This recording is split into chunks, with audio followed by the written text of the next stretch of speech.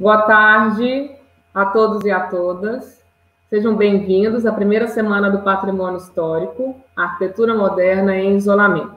Hoje, 17 de agosto, é o Dia Nacional do Patrimônio Histórico.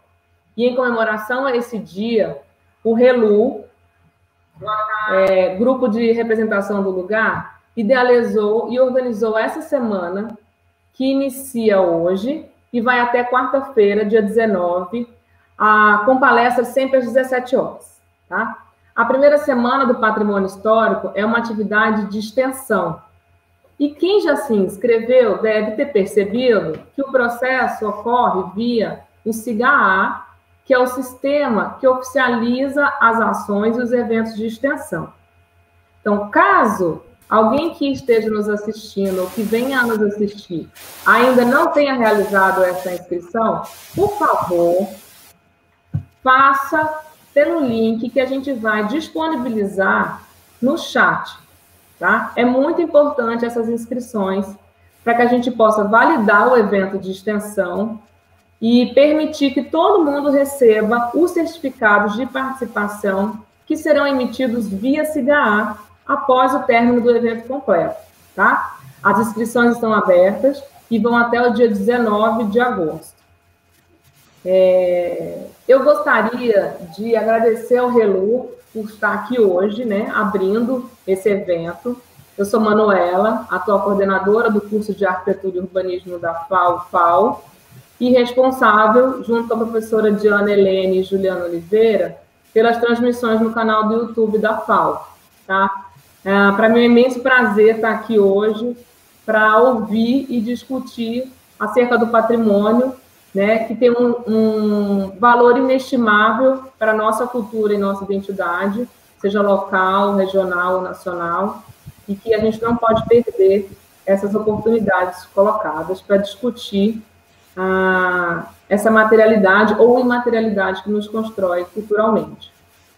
Bem, para dar início, eu quero primeiro apresentar o RELU, né, que é o grupo de representações do lugar que atua há 15 anos na FAO e atualmente é formado pela professora doutora Josimere Omena Passos Ferrari, que está conosco aqui no YouTube, que a gente já sabe que ela já nos deu uma boa tarde, aluna da primeira turma de arquitetura da FAO, recentemente aposentada, mas atuante ainda na pós-graduação, no mestrado e o doutorado, né, em arquitetura aqui pelo nosso IPEGAL. E pelas professoras doutoras Adriana Capretes e Adriana Guimarães, ambas atuantes também na área de preservação do patrimônio cultural, e são elas que estarão conosco hoje nesse primeiro dia. Para quem não conhece os trabalhos do grupo, eu convido a todos e a todas a acessarem o portal de arquitetura lagoana, que a gente também vai disponibilizar no chat o link para vocês terem acesso, assim como o Instagram do grupo, @relu.fao, além dos perfis de trabalhos que eles estão desenvolvendo atualmente na quarentena, por exemplo, como o tatipirum.relu, também pelo Instagram, tá? Que é uma marca registrada da produção de material de educação patrimonial, que vem sendo disponibilizada para interter, vamos dizer assim, e aprender brincando sobre Alagoas durante a quarentena, e é um trabalho em parceria com o Arquivo Público de Alagoas. E o outro perfil também construído pelo grupo é sereias.alagoanas, que apresenta a biografia de alagoanas que nos inspiram, tá? Hoje, como já disse, estarão conosco a professora Adriana Guimarães, que vai nos apresentar o contexto de formação do pensamento e das preocupações com a preservação do patrimônio histórico no Brasil, e a professora Adriana Capretes, que também vai falar sobre a arquitetura moderna em Alagoas e qual é o atual estado de conservação que essa arquitetura moderna se encontra, tá? Após as falas das duas, a gente vai abrir para uma conversa atendendo as perguntas que vocês vão fazer no chat do YouTube e que eu vou poder trazer para que as duas respondam as perguntas postas, tá? Adrianas, muito obrigada por estarem aqui conosco. Eu, então, vou me retirar e retirar a Adriana Capretes, porque a primeira a falar vai ser a Adriana Guimarães, tá? E logo após a gente faz a troca novamente para que a professora Capretes possa falar e no final voltamos todas para a gente poder apresentar as discussões que vão ser levantadas pelo chat, tá bom? Obrigada, Manu.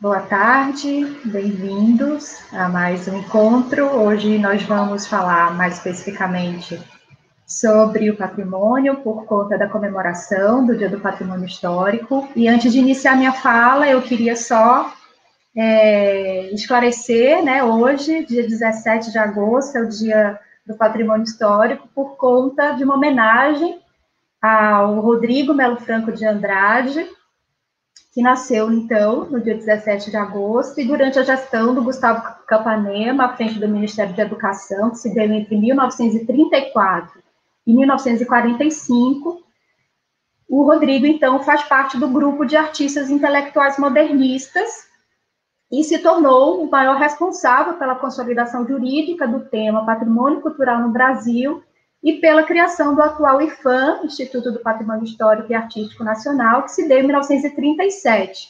Rodrigo Melo Franco de Andrade fica à frente do Instituto até 1967, né, bastante tempo. Logo após a sua saída, em 1969, Rodrigo Melo Franco de Andrade vem a falecer no Rio de Janeiro, mas o seu legado ficou consolidado e hoje nós comemoramos o Dia Nacional do Patrimônio Histórico por conta do Rodrigo Melo Franco de Andrade, do seu expressivo trabalho. Para falar, então, sobre a noção de patrimônio no Brasil, é preciso entender que ela foi concebida a partir do contexto de formação dos Estados nacionais e do processo de construção da nação, quando passa a ser vista como base da identidade nacional. Sabe-se que essas políticas de preservação se propõem a atuar, basicamente, no nível simbólico, tendo como objetivo reforçar uma identidade coletiva, a educação e a formação de cidadãos. Vale ainda destacar que, segundo Bourdieu, o poder simbólico se define numa relação determinada e, por meio deste, entre os que exercem o poder e os que lhes são sujeitos, quer dizer, na própria estrutura do campo em que se produz e se reproduz a crença. Esse foi o discurso, então, que justificou a criação do patrimônio histórico e artístico brasileiro e o desenvolvimento de políticas públicas de proteção que alcançaram um alto grau de eficiência, na medida em que, durante muitos anos, ninguém nunca contestou o valor dos monumentos que foram elencados como objeto de proteção. Essa imagem que nós estamos vendo aí, mostra a política nacionalista de Vargas, que reforçava, então, a identidade da população com a ideia de nação. Ou seja, reconhecia nos elementos culturais e, por extensão, na sua natureza simbólica, a função catalisadora e promotora de sentimentos comuns que unificassem e fizessem os diferentes membros da nação se sentirem pertencentes ao mesmo ente. Pode passar, Manu.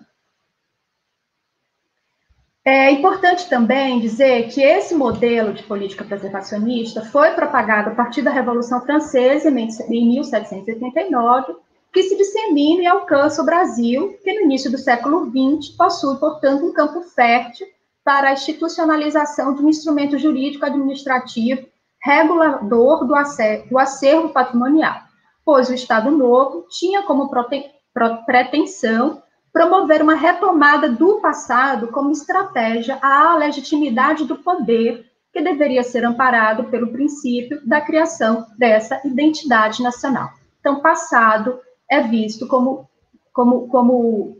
associação direta a essa identidade nacional. Pode passar. Sendo assim, a construção da cultura nacional foi vinculada a obras de valor excepcional e, posteriormente, a fatos memoráveis e referenciada por seus vultos cuidadosamente pontuados no intervalo da história que interessava evidenciar e que fosse capaz de evocar o valor nacional. Esse entendimento resultou no tombamento emblemático de Ouro Preto como monumento nacional ainda em 1933, antes mesmo da criação do Decreto-Lei 25, que só foi aprovado em 1937. O reconhecimento se deu principalmente pelo fato da cidade ser um sítio urbano pouco alterado em relação ao seu contexto urbano colonial, resultado de uma formação espontânea a partir de um sistema minerador e da arquitetura civil e religiosa marcada,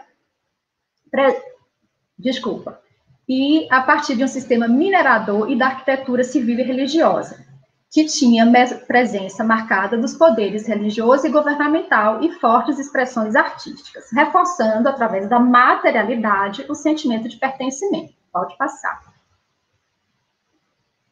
Nós vemos aqui uma imagem, então, da antiga Vila Rica, Ouro Preto, dos anos de 1820, essa é uma imagem de rugendas, e é esse valor, então, que fica, né, instituído como valor a ser preservado, e as instituições, legislamente, a gente vai se desenvolve, a instituição IPHAN vai se desenvolvendo em cima desse entendimento. Pode passar.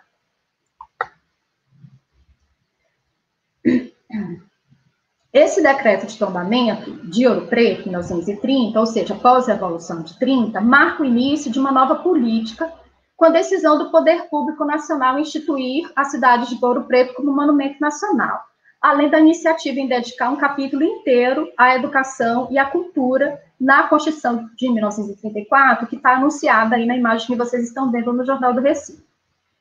Ela, inclusive, propõe dispor em um artigo a proteção dos objetos de interesse histórico e patrimônio artístico do país.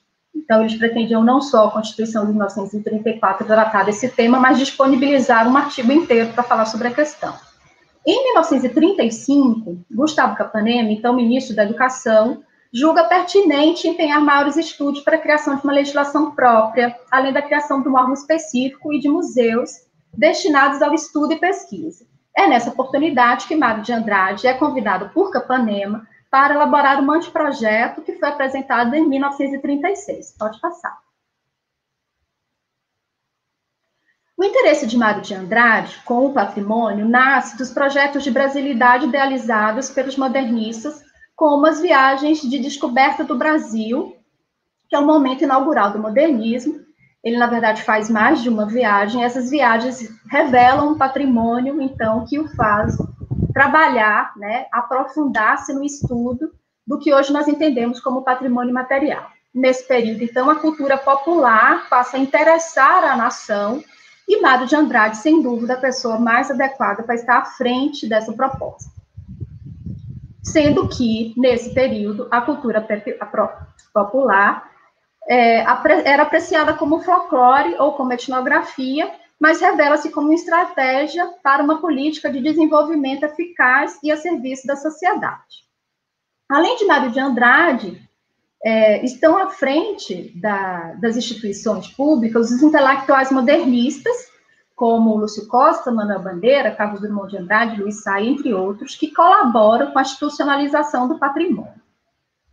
No entanto, é importante sempre frisar que a identificação dos servidores e desses colaboradores do SFAM, à época, com S ainda, porque era Serviço do Patrimônio Histórico e Artístico Nacional, a identificação deles com a política de governo, como bem coloca Márcia Santana, não estava baseada em um determinado credo ideológico, nem mesmo uma identificação política com o governo. O que, de fato, unia o grupo era a crença na possibilidade de emancipação cultural da nação brasileira mediante a intervenção estatal nesse campo, e a firme convicção de estar corretamente instrumentalizado para interpretar o caráter nacional e identificar os objetos que o representariam. Pode passar. O caráter conceitual e ideológico da proposta de Mário de Andrade, além de não atender às exigências legais, não se apresentou compatível com as condições administrativas do país. Além disso, o seu anteprojeto não encontra ressonância também entre os grupos envolvidos na causa nacionalista, que tradicionais não alcançam a necessidade de atualizar a concepção de arte como estratégia de inserção do patrimônio na rota da modernidade. Então, o anteprojeto de Mário de Andrade se mostra bastante inovador para a época, de modo que não existiam instrumentos legais naquele momento para que eles pudessem ser institucionados como uma lei. É importante também falar que essa inovação em seu anteprojeto identifica como paradigma, hoje é identificado como paradigma contemporâneo, de base antropológica, que faz o reconhecimento e proteção das manifestações culturais vivas e dinâmicas, notadamente intangíveis, como o saber fazer, os cantos, as lendas, a medicina popular, e a extensão e o nível de detalhamento desses seus conceitos de bens culturais, já propostos por Mário de Andrade na década de 30, né, portanto apresentados em 1936, ainda hoje servem como subsídio para a interpretação da Constituição Federal, que em 1988 dispõe 2 artigos, 215 e 216, sobre esse tema. Esses fundamentos de Mário de Andrade, embora não tenham sido aceitos na época, também serviram para fundamentar convenções, recomendações e outros diplomas legais. Pode passar.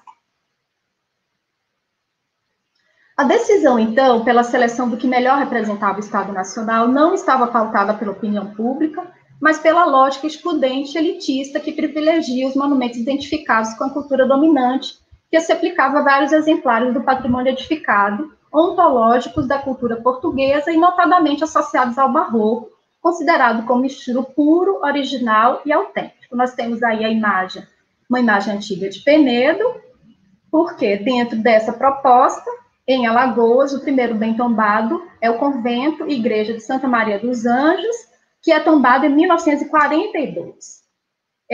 O seu tombamento se dá pela materialização dos registros e marcas deixados pelos colonizadores portugueses, holandeses e dos missionários franciscanos. Além disso, Penedo é uma cidade, né, uma das mais antigas do Brasil, de 1560, e teve uma ocupação pelos holandeses em 1637, que ficam lá durante 10 anos. E o seu conjunto urbanístico, pode passar mais uma, Manu, por favor?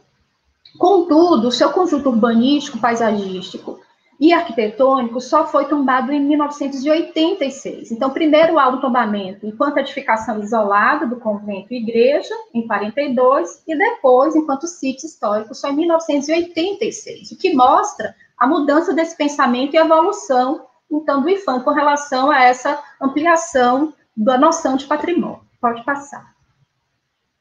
Também são tombados em Alagoas Marechal Deodoro, é outro exemplo dessa prática que se institui para tombamentos. Então, a princípio, é tombado o convento franciscano de Santa Maria Madalena, que se destaca pelos aspectos originais dos edifícios, que data de 1659, ele foi tombado em 1950. Além disso, foi a terra onde nasceu o primeiro presidente da República, Marechal Deodoro da Fonseca, que mostra claramente essa relação com fatos e monumentos notáveis relacionados a passagens históricas da formação do território brasileiro. A cidade foi fundada em 1611, na parte central da região das Lagoas, e tornou-se próspera pela produção do açúcar. Seu sítio urbano também é muito tempo depois só tombado, em 2006. Pode passar, A cidade possui 2 importantes registros para a história do urbanismo no Brasil, que é a Praça de Origem da Vila, com a formação original do período de 1611 a 1636, e os remanescentes do ajustamento topográfico da arquitetura, as variações de nível dos leitos das ruas.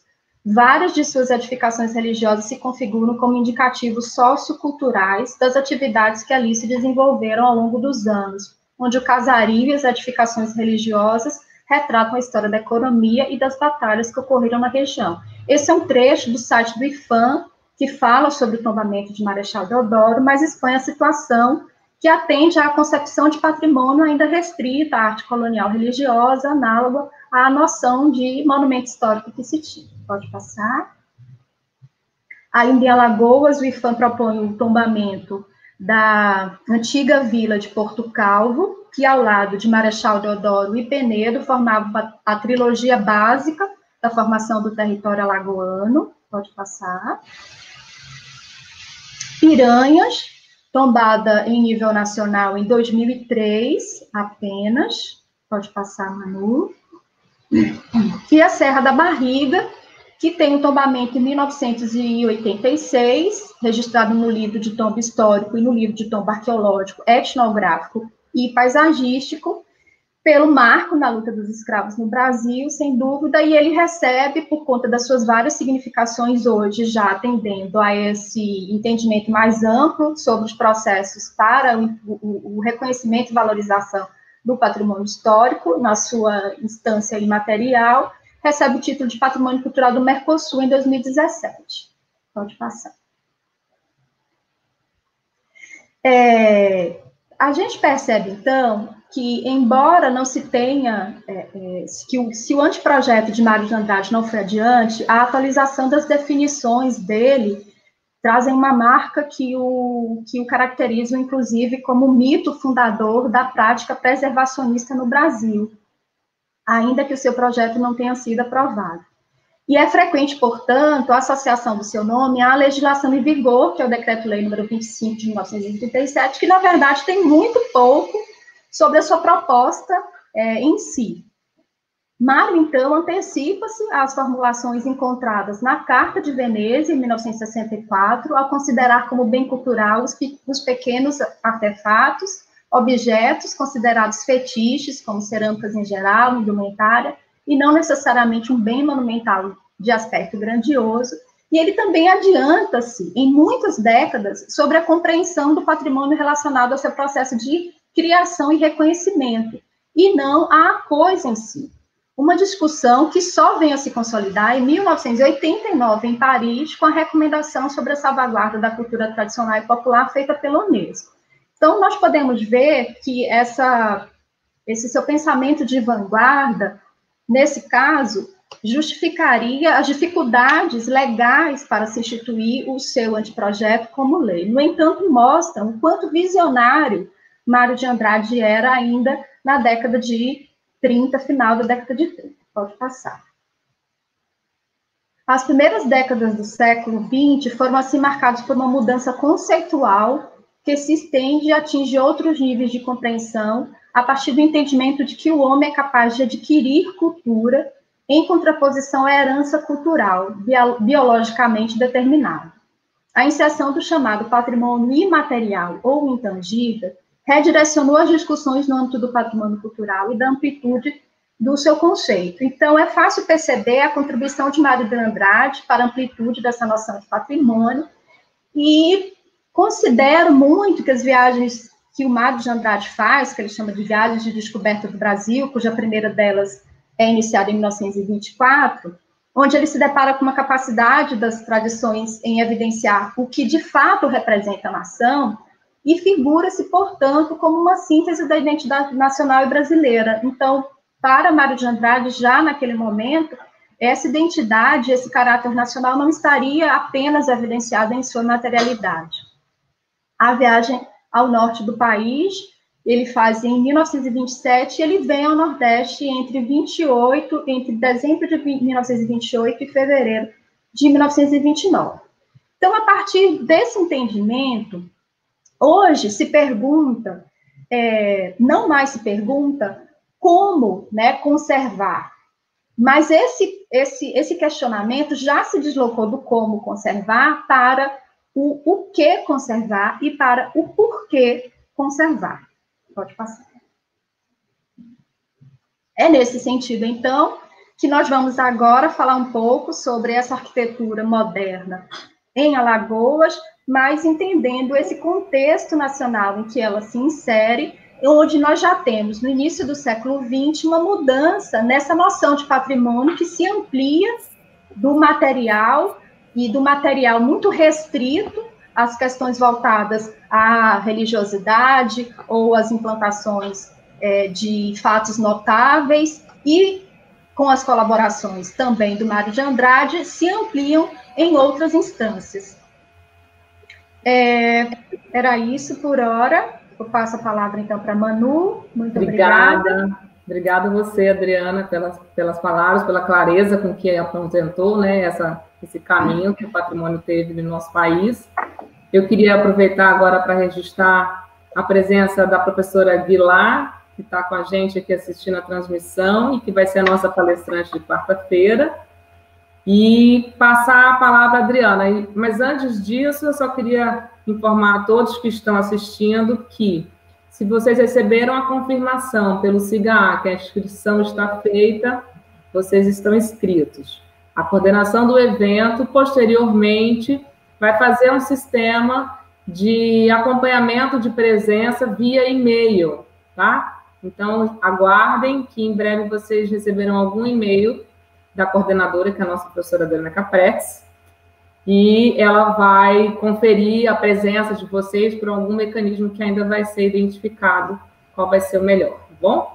Vou passar agora a palavra à professora Caprex para falar sobre a arquitetura moderna aqui em Alagoas. Obrigada, gente.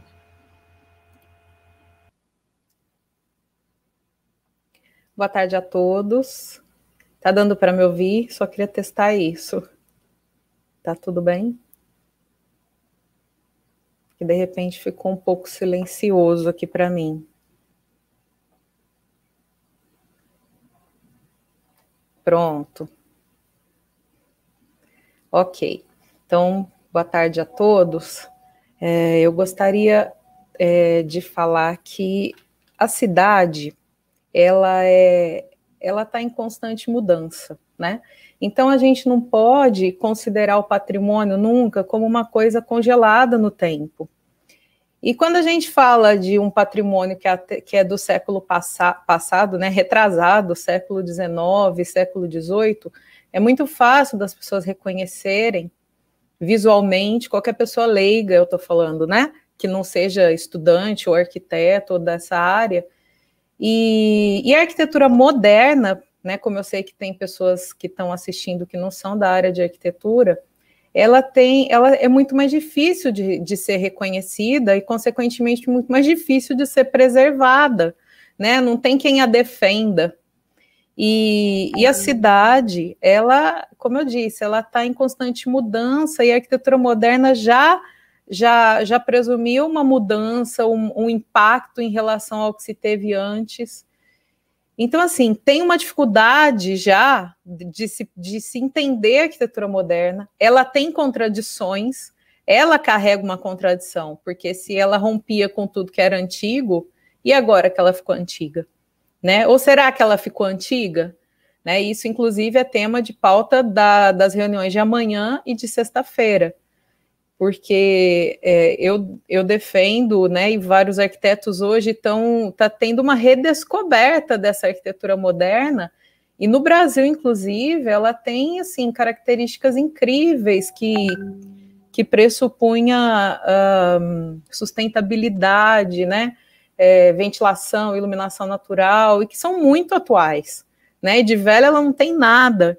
E o que a gente vê hoje, muitas vezes, na cidade, o que está sendo feito, né, na arquitetura no Brasil todo, isso eu já não falo especificamente em relação a Maceió, é que se muitas vezes, claro, por conta do mercado, da construção civil, tem N fatores, né, que vão ser conversados aqui amanhã e quarta-feira, mas muitas vezes os preceitos mesmo da arquitetura moderna foram deixados de lado e o que a gente vê é uma arquitetura assim, com cara de moderna, né, com algum aspecto, que seria o quê?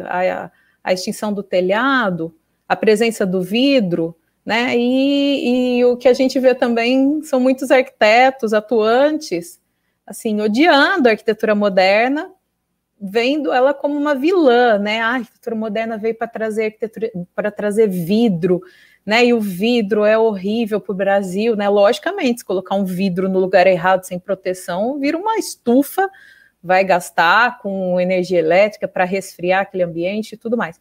Mas então, assim, é necessário urgente que se fale da arquitetura moderna.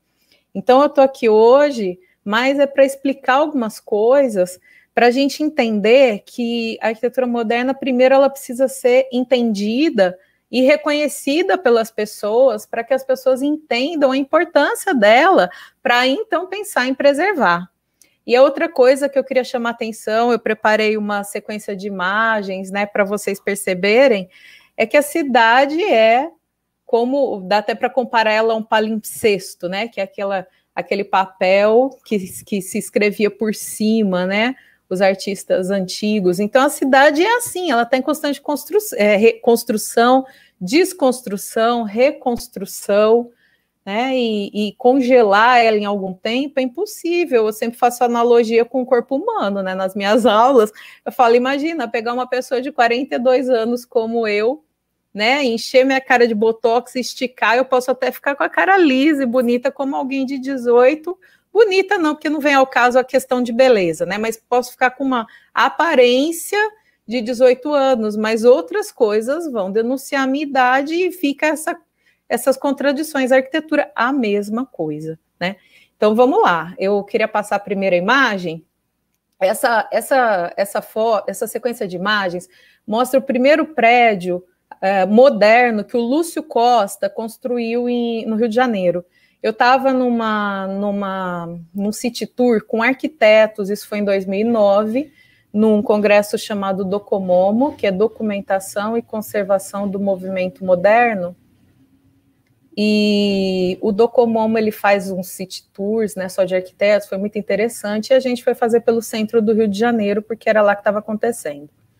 E foi quando a gente se deparou com esse prédio. O Lúcio Costa é, para quem não é da área de arquitetura, o arquiteto que foi o autor do Plano Piloto de Brasília. Né, a gente sempre lembra mais do Niemeyer, que é o autor das edificações, né, marcantes, mas o plano piloto, o desenho de Brasília, o urbanismo de Brasília foi todo planejado pelo Lúcio Costa. E Lúcio Costa, ele teve um valor, assim, imensurável na arquitetura brasileira, muito mais como um difusor da arquitetura moderna. Ele era um diplomata, ele era muito diplomático, né? Ele conseguiu trazer para o Brasil Le Corbusier e mudar o projeto pedagógico da arquitetura, foi professor, escreveu. Então, assim, muito mais a gente vê a importância dele pelas ações em defesa, né, inclusive do patrimônio histórico e da arquitetura moderna, né? Tem gente que acha que patrimônio histórico e arquitetura moderna são incompatíveis, e não são, do que pela sua própria obra construída. Então, esse prédio, ele marca o começo da atuação dele com essa linguagem arquitetônica que era o quê? Ausente completamente de ornamentos, né? Daqueles elementos que qualquer leigo olha e acha bonito, né? Que são as molduras de janela, os frontões, são aqueles triângulos, aqueles elementos históricos que fazem com que o prédio se pareça com alguma coisa antiga. Isso era vigente nos anos 20, né? Mas aí, como a gente entra na modernidade, né? Quando a gente pensa na arte moderna, é muito mais fácil de entender, né? O Brasil teve a Semana de Arte Moderna de 1922 e foi, como diz aquele cartaz, né? Uma baita sacudidela nas artes. Agora, a arquitetura não foi bem assim, né? Demorou um tempo a mais. E a gente foi ver esse prédio do Lúcio Costa, né? Então, o que ele tem de diferente? Não só a ausência de ornamentos, mas uma planta diferenciada. Vocês veem por esse corredor, né, externo, que aí já tem uma preocupação com a luminosidade, não é aquele corredor estreito como tinha nos predinhos dessa época, né? Vocês percebem uma escada caracol, né, bem escultórica. Claro, ele está detonado, o prédio, a gente está vendo, está precisando de manutenção. Mas também isso é outra coisa, às vezes as pessoas confundem falta de manutenção com falta de importância ou de beleza. Mas realmente, esse prédio, quando foi feito, ele não tinha valor estético que as pessoas estavam acostumadas. E foi então, percebam que tem a sacada como varanda, sacada para fora mesmo, né? Ele é muito inovador. Aí eu vou pedir para a Manu passar o slide. E foi então que eu fui tirar essa foto, eu e um monte de arquitetos na frente do prédio, batendo foto, e param duas velhinhas assim do nosso lado e me puxa, fala: minha filha, por que vocês estão tirando foto desse prédio? E a gente tirando foto daquele primeiro ali da foto. Falei, então, porque ele é o primeiro prédio, Lúcio Costa, patrimônio histórico, né? Ela, não, esse prédio é horroroso, vocês têm que tirar foto, é do outro. E me mostrou esse prédio eclético e o outro verdinho também eclético, né? Isso você viu, eu estava na cidade do Rio de Janeiro, né? Que a gente pensa, é tudo diferente. Não, não é. É igual no Brasil inteiro e em outros lugares também. Então, essa ideia de que a arquitetura moderna é feia, porque ela é ausente de ornamentos, enfim, isso ainda é vigente. Ou seja, o que falta é o entendimento para o patrimônio, o entendimento da importância, e outras questões também, né? Mas eu acho que o principal é assim, as pessoas não dão valor porque não entendem exatamente não valorizam exatamente porque não entendem a importância daquilo, qual é o diferencial, né? E aposto que se perguntar para qualquer pessoa leiga, ou até para muitos arquitetos, aí se eu for demolir um dos três, qual que você prefere? A grande maioria vai dizer que é o primeiro prédio, né? Então vamos lá, vamos passar o próximo. Então, assim, a modernidade no Brasil, ela não chega, né? Chegando.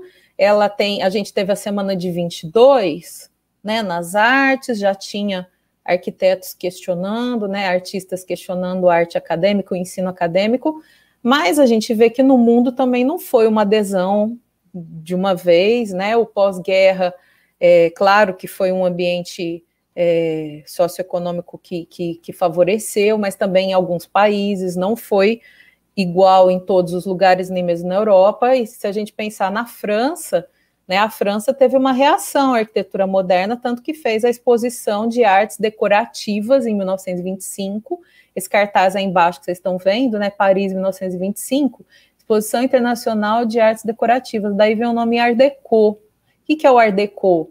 Era uma falsa ideia de moderno, né? Era uma embalagem moderna. Então, quando você vê as arquiteturas, agora eu estou mostrando Maceió, né? Aquele primeiro prédio à esquerda, lá em cima, né? Da Feira de Artes, né? De amostras de Alagoas. Eu fico imaginando um prédio desse, o impacto que causou nas pessoas. Essa feira foi de 1933, e essa edificação foi desmontada, ela não existe mais, logo em seguida ela já foi desfeita. Mas você repara, ela tem muitos ornamentos que remetem à modernidade, mas para que as pessoas entendam que aquilo é moderno, que aquilo é do futuro, então tem que ter aqueles adereços. Nesse caso a gente vê o quê? Esses ornamentos que a gente chama em artes de Art Deco, porque são decorativos, e que remetem a peças de máquina, a figuras geométricas, né? No Brasil, assim como em Maceió, e eu estou mostrando exemplares de Maceió, porque aqui não foi diferente do resto do país, o Art Deco não era muito querido da alta sociedade, não. Mas, ao mesmo tempo, ele era desejado como uma forma de propaganda de progresso.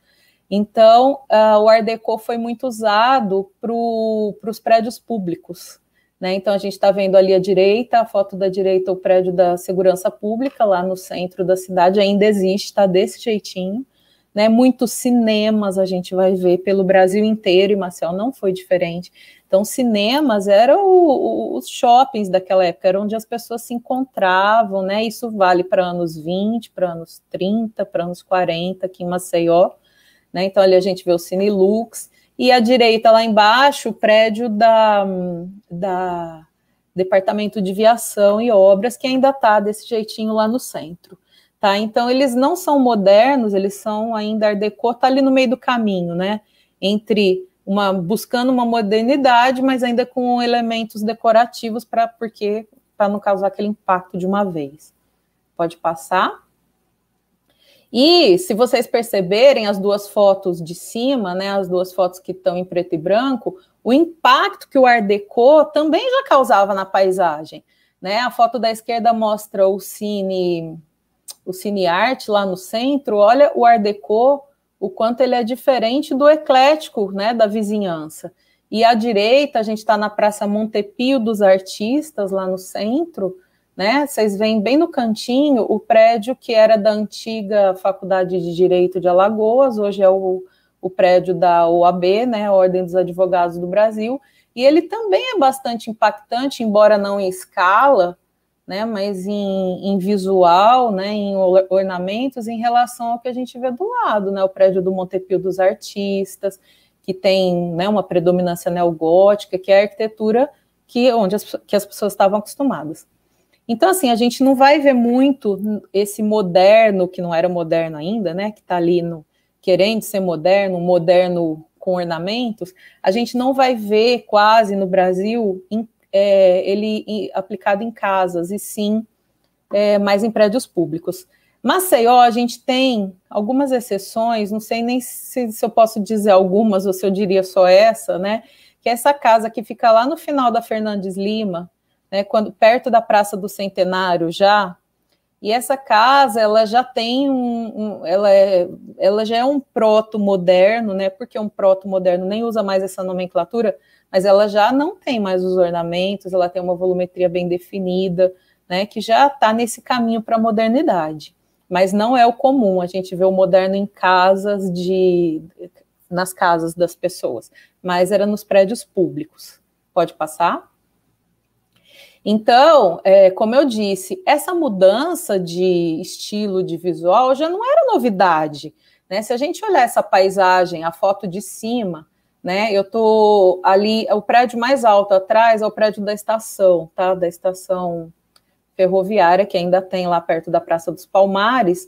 Então, vocês percebam que quando houve a mudança do colonial para o eclético, né, que é o quê? Essa passagem desses telhados, que dá para ver os telhados que jogavam a água da chuva para a rua, né, com essas janelas de arco abatido, que é o arco mais baixinho.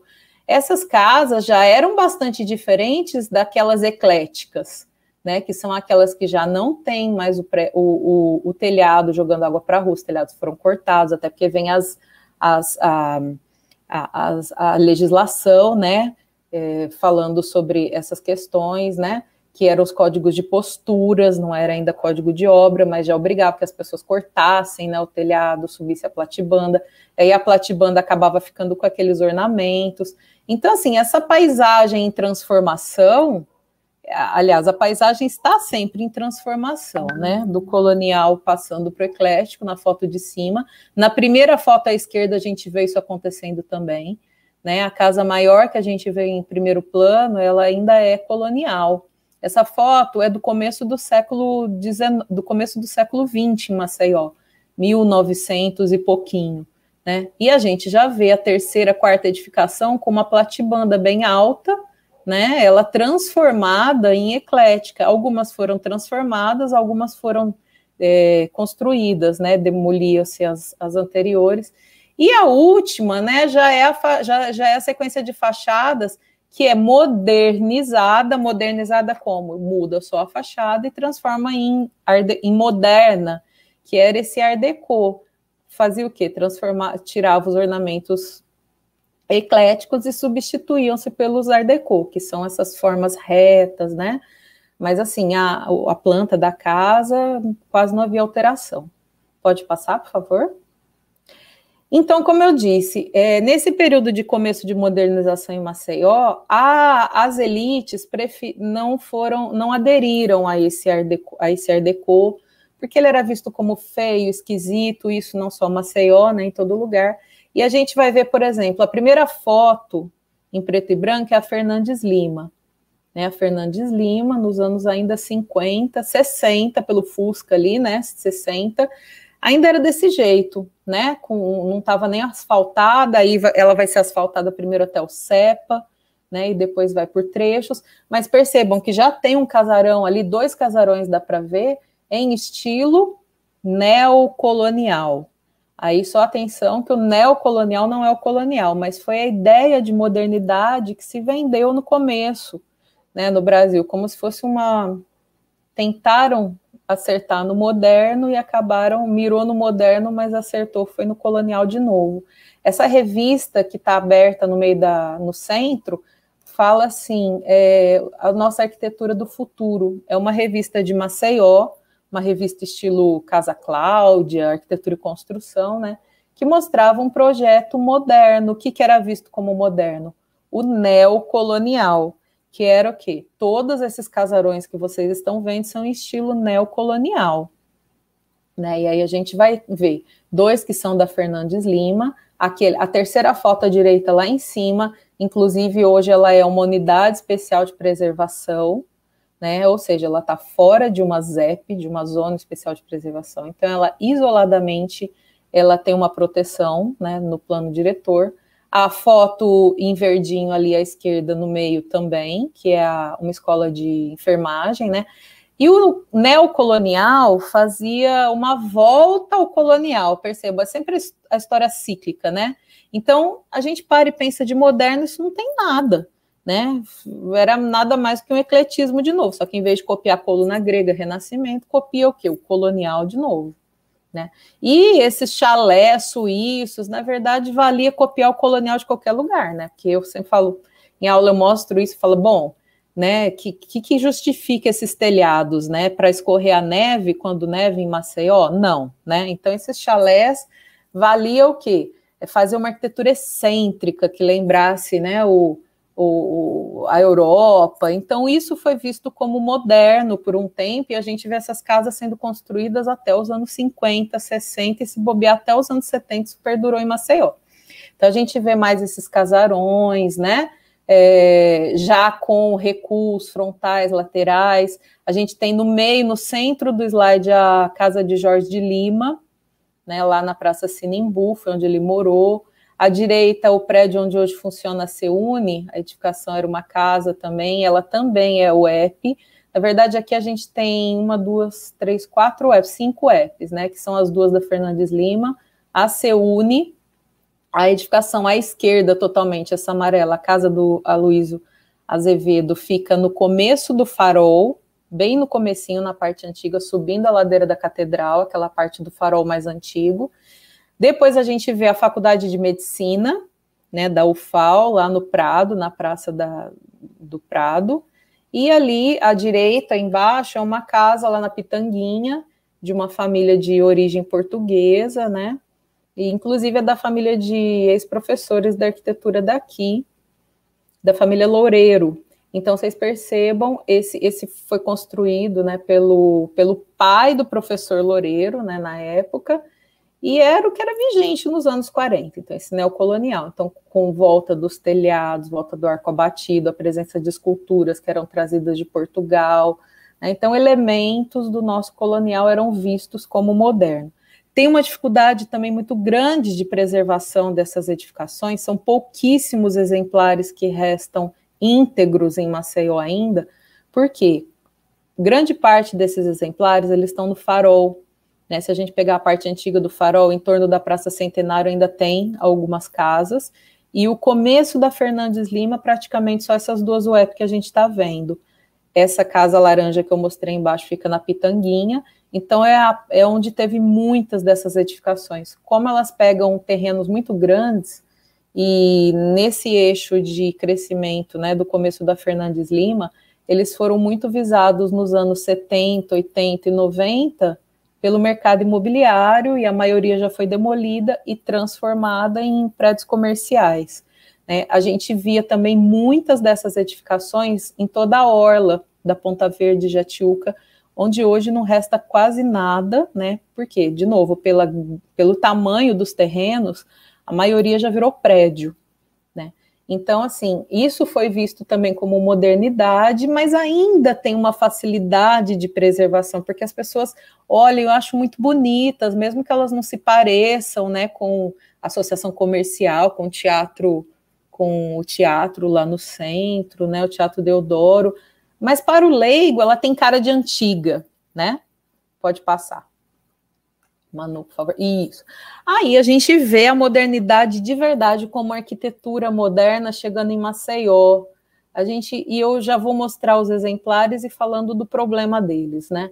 Essa casa, o problema atual, né? Não da época. A gente teve uma arquiteta que não era de Maceió, não era alagoana, era maranhense, que foi Lígia Fernandes. Lígia atuou em Maceió porque a irmã era casada com uma pessoa daqui e ela acabou fazendo prédios aqui, edificações. Vamos seguir, a primeira foto lá em cima era uma edificação, residência Paulo Neto. A primeira foto mostra a casa toda, que ainda está no livro da professora Maria Angélica, que escreveu o livro Arquitetura Moderna Alagoana em 1991, e ela conseguiu, em 91, grande parte dos exemplares modernos em Maceió, ou seja, pouco tempo, 30 anos atrás apenas, ela conseguiu fotografar os exemplares modernos de Maceió. Naquela época, ela já tentava para a questão da falta de preservação e tal, mas ela conseguiu fotografar muita coisa, eles ainda existiam. Então, a gente vê que eles foram realmente desintegrados mesmo e desapareceram foi no século XXI, no fim dos anos 90 para os anos 2000 em diante. Essa residência Paulo Neto, ela é a única casa que aparece, aliás, desculpa, só existem 2 arquitetas mulheres que figuram no livro do Henrique Mindlin, que é o Arquitetura Moderna Brasileira, que foi lançado em 1956 e que projetou a arquitetura do Brasil para o mundo, né? Projetou Niemeyer, Lúcio Costa e todos os modernos, principalmente do eixo São Paulo e Rio de Janeiro. E trazia como 2 únicas mulheres a Lina Bobardi, que é arquiteta, né, italiana, que ficou em São Paulo, fez o MASP, uma série de... e atuou muito na preservação do patrimônio, etc., e a Lígia Fernandes. Outra casa muito importante dela também e essa residência Paulo Neto, a terceira foto mostra o que ela é hoje, é um pronto-socorro, lá na Fernandes Lima, chamado Pronto Atendimento. Foi dificílimo da gente entender qual era a casa, em História 4, alguns anos já faz que os alunos de História 4 fazem o levantamento dessas arquiteturas, né, procuram pela cidade, fazem o levantamento físico, e foi até difícil da gente encontrar essa casa de tão modificada que ela está, né? Então ela tinha esses muxarabis maravilhosos, que é essa treliça em madeira, que fazia toda essa frente, né, que protegia a vista, as pessoas tinham uma vista legal para Fernandes Lima, mas não eram vistas da Fernandes Lima, dava privacidade, né?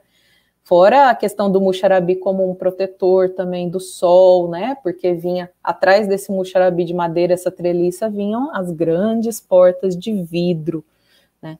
E hoje é esse pronto atendimento que está, assim, modificou tanto que a gente quase já não reconhece.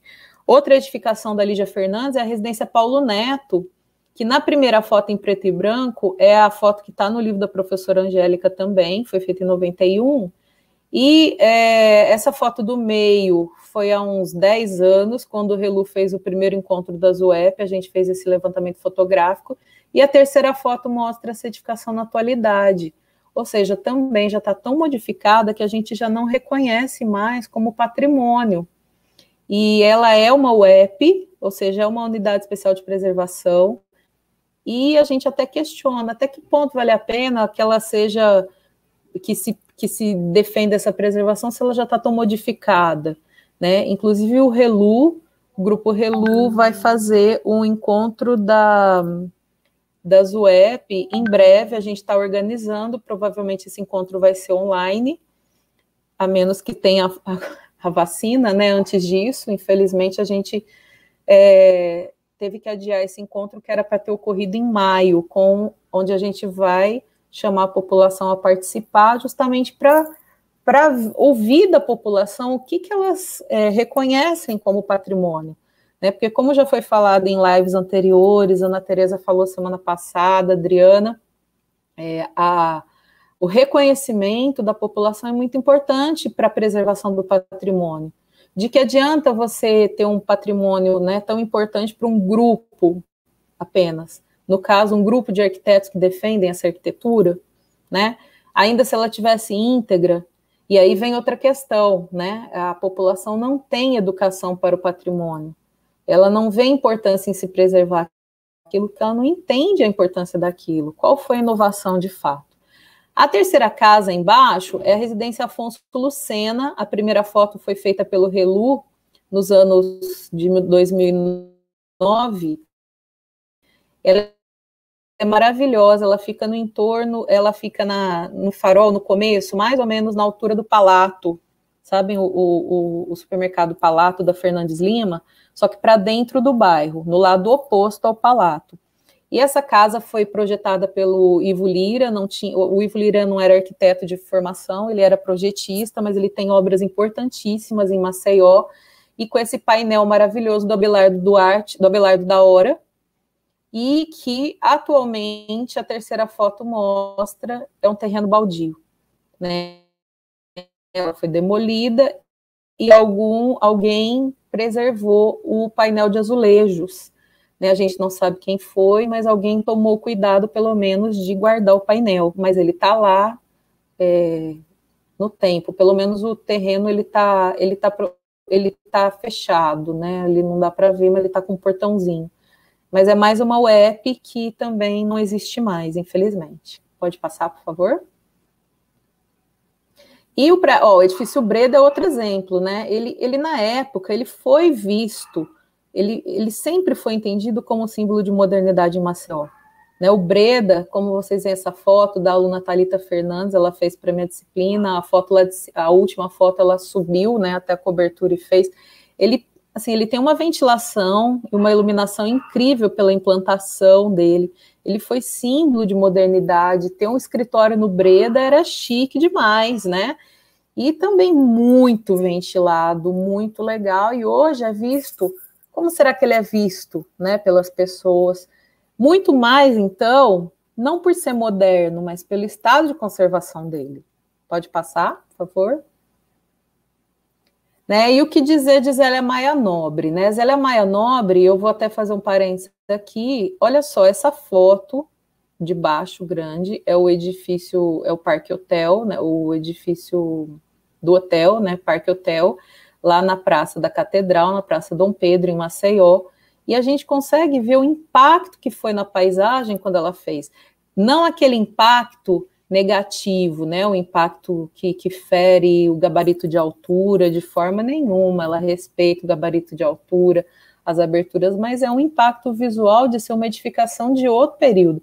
Então, assim, o moderno, é engraçado, eu participo de várias listas de discussão sobre o patrimônio, né, defesa do patrimônio, e geralmente quando as pessoas veem o patrimônio moderno, como ele está muito mal preservado, muito mal conservado, ele está sempre mais sofrido do que o patrimônio mais antigo, as pessoas falam assim, olha, mas tinha um prédio tão lindo aí, fizeram essa coisa horrorosa, olha o que fizeram, culpando a arquitetura moderna, quando na verdade o problema é a falta de conservação, não é a arquitetura moderna. Né? E aí eu vou fazer o parênteses da Zélia Maia Nobre, uma arquiteta que é viva, né, tem 92 anos de idade. O ano passado ela recebeu o título de doutora honoris causa, aí vocês estão vendo na foto a reitora, né, até o ano passado, que era a professora Valéria Correia, conferindo-lhe o título de doutora honoris causa. Zélia Maia Nobre foi uma arquiteta que fundou a Faculdade de Arquitetura e Urbanismo da UFAL, a primeira de Alagoas, foi pioneira na defesa do patrimônio histórico e em tudo que Zélia atuou, ela foi pioneira. Ela rompeu todas as barreiras, seja de gênero, né? Ela foi a única mulher numa turma de mais de 50 homens formados em arquitetura em 1954. Ela se formou em Recife, lá ela conheceu o Vinícius Maia Nobre, né? Que estava se formando também em engenharia civil. E Vinícius era de Alagoas, eles se casaram e ela veio, então ela foi radicada alagoana porque foi aqui que ela constituiu família, e junto com o professor Vinícius mudaram os rumos da construção civil em Alagoas. Então esse prédio lá na Praça Dom Pedro, ele é impactante para a paisagem, extremamente impactante, mas hoje as pessoas olham e falam, né, nossa, como que tá horrível, mas porque ele não está sendo preservado, ele não é visto também pelos órgãos de preservação com o amor, né, e o carinho, com a importância que ele tem. Pode passar a próxima imagem e depois o vídeo. E aqui eu mostro, né, o primeiro slide lá em cima, a primeira foto é o antigo Alagoinhas, que foi demolido, né, que por muitos anos foi cartão postal de Alagoas, lá na Ponta Verde, projeto da Zélia.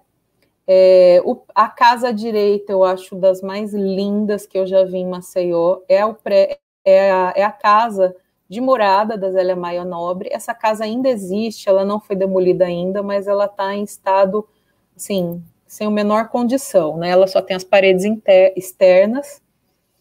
E assim, essa casa, a família conta que na época as pessoas paravam para tirar foto dessa casa nos anos 60, né? Quando ela foi construída, nos anos 60, começo dos anos 60, e era muito diferente. Se hoje ela já é diferente, imagina, né? Parece que ela flutua no terreno, teve toda a questão de fazer a cerca em madeira, esses brises. O prédio da esquerda embaixo é a atual Pinacoteca da UFAL, né? Então era o antigo Liceu Alagoano, que Zélia Maia Nobre transformou na Faculdade de Engenharia da UFAL, depois foi a reitoria e atualmente a Pinacoteca. Ela também fez uma mudança muito drástica no prédio, transformando o prédio antigo em realmente uma edificação moderna para atender a nova função que ele receberia. A edificação da direita é a antiga residência universitária, rua, né, e atual prédio da ETA, Escola Técnica de Artes da UFAL, que felizmente foi rebatizado ano passado de edifício Zélia Maia Nobre. Essa foto é a linda Zélia recebendo as homenagens, né, peguei do Instagram da Rosa Piatti, filha dela, que inclusive também é arquiteta, uma das incríveis arquitetas de Alagoas, ela e a Ana Maia. E esse prédio, ano passado, recebeu o nome de Zélia Maia Nobre. Então, assim, é porque as duas edificações pertencem ao UFAL, né, e a UFAL, na medida do possível, vai dando essa atenção para restaurar, para conservar, e, assim, o professor Vinícius e Zélia contam o quanto que foi dificílimo, né, foi um desafio fazer essa grande parede em Cobogós, né, curva, numa época, nos anos 50, né, nem para conseguir fazer com que isso se estruturasse, até porque o Cobogó não é autoestrutural. E a gente está vendo esse relógio que não era daí, né? Então Zélia tem a preocupação de trazer a referência histórica, né? Esse relógio já ficou na Praça dos Palmares. Zélia, inclusive, atuou fortemente no período de tombamento de Marechal Deodoro. As primeiras obras de restauro em Alagoas foram feitas pela Zélia Maia Nobre. E eu vou pedir para Manu passar um vídeo rapidamente que a gente apresentou como na época que estávamos pleiteando o título para Zélia. Adriana, eu vou precisar ficar aqui com você, porque senão não passa o som, tá? Do vídeo. Tranquilo.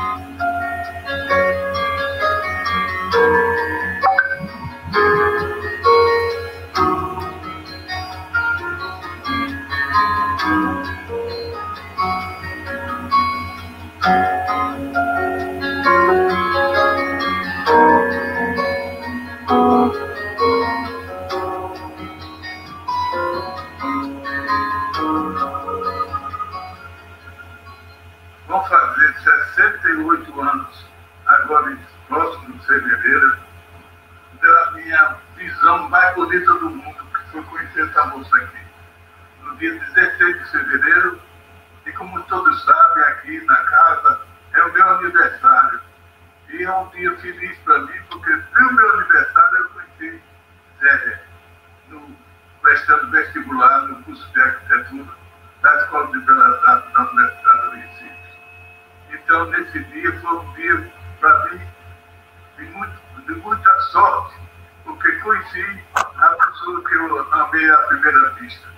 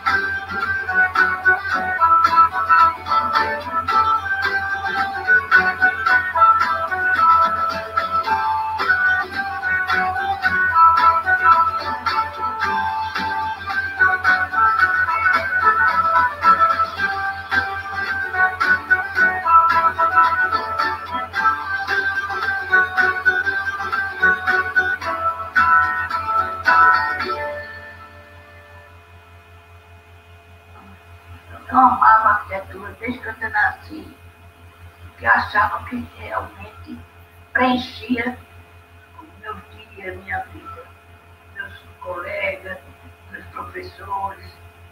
Enfim, eu me sinto realizada na vida.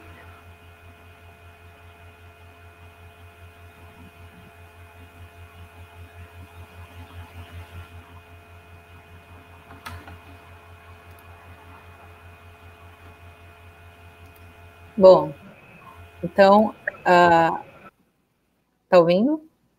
Pronto. Então, assim, vocês percebam que a Zélia Maia Nobre, uma arquiteta super modernista, né, super visionária, foi também uma defensora do patrimônio, né? Assim como o Lúcio Costa foi defensor do patrimônio, Mário de Andrade, como a Adriana já explicou, toda a fase do início da preocupação com a preservação do patrimônio histórico no Brasil, né?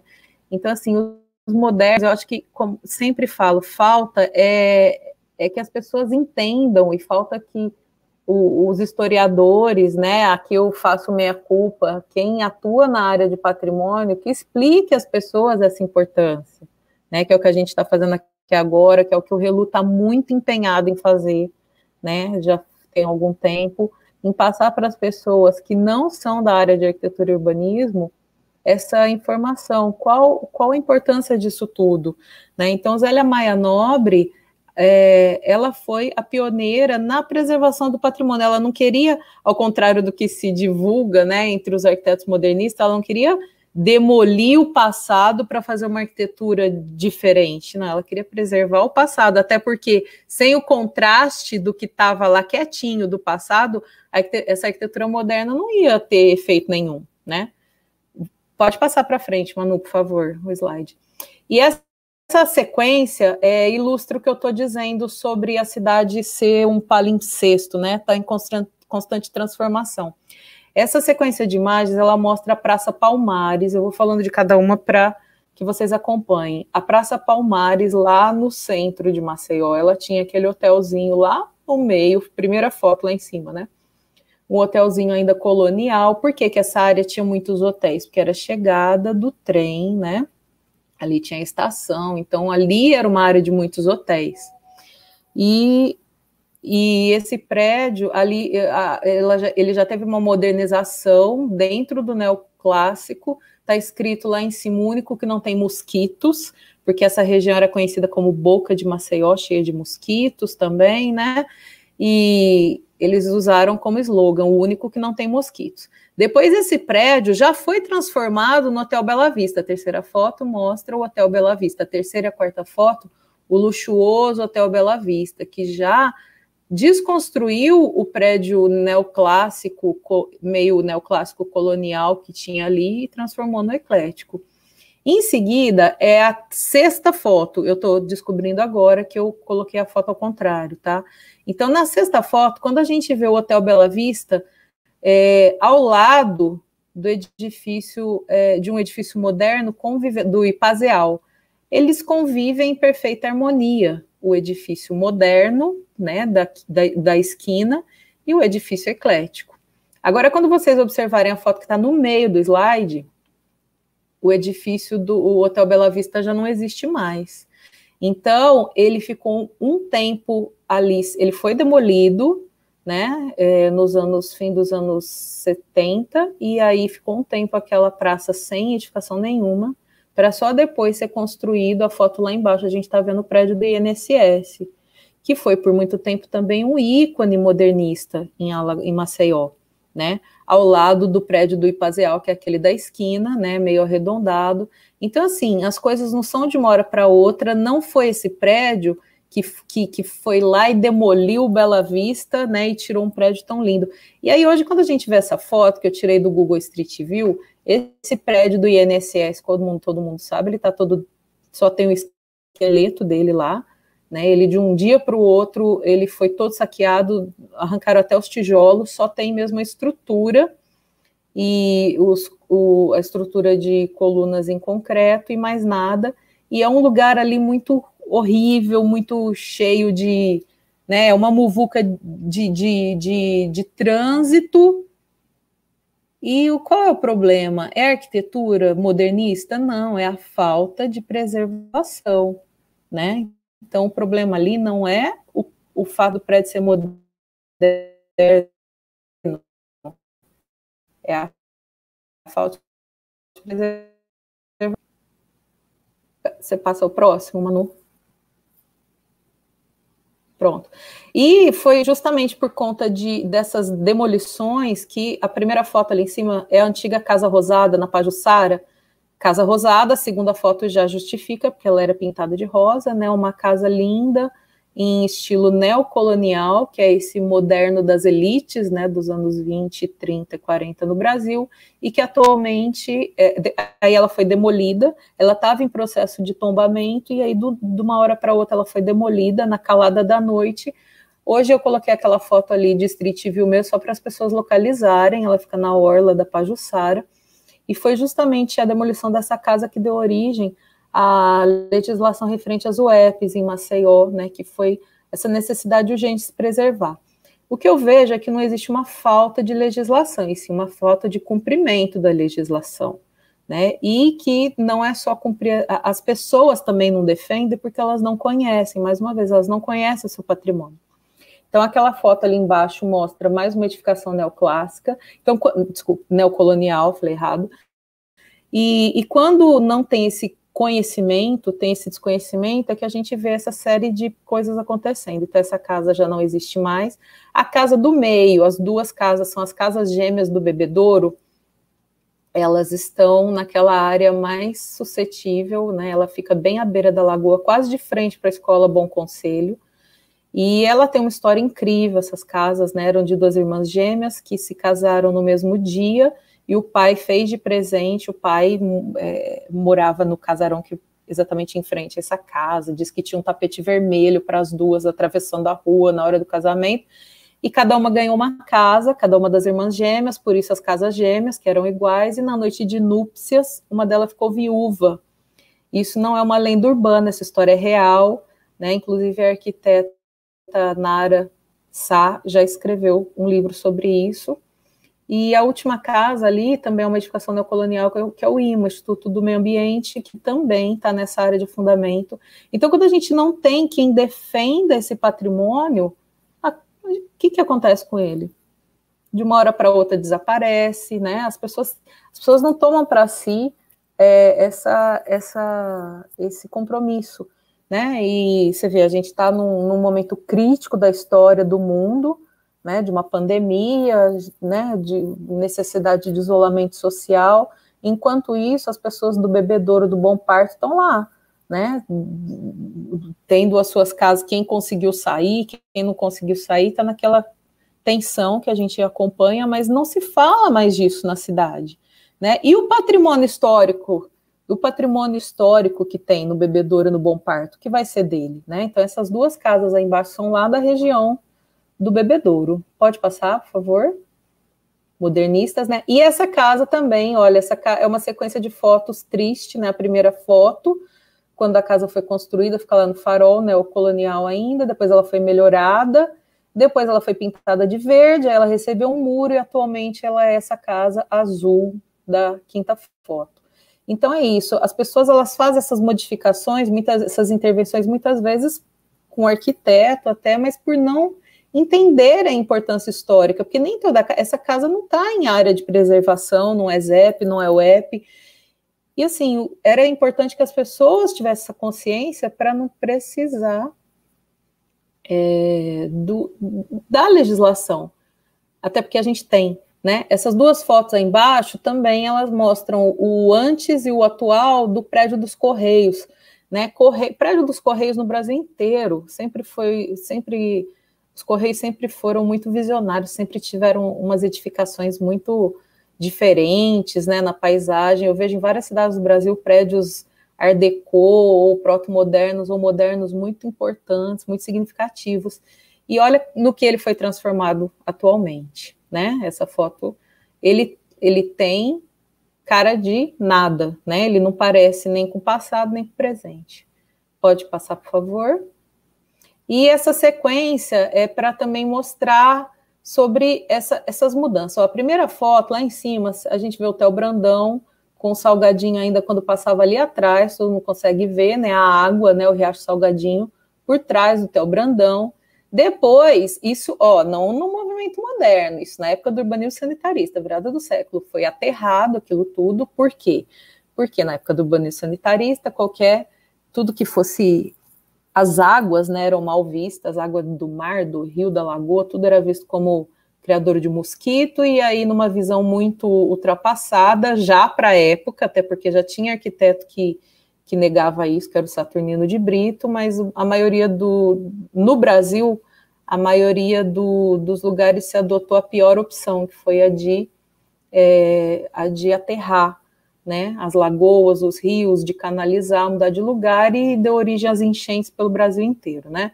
E a gente vê que isso não aconteceu no período do moderno, né? Não foi o urbanismo moderno que fez isso, e sim o urbanismo sanitarista do fim do XIX.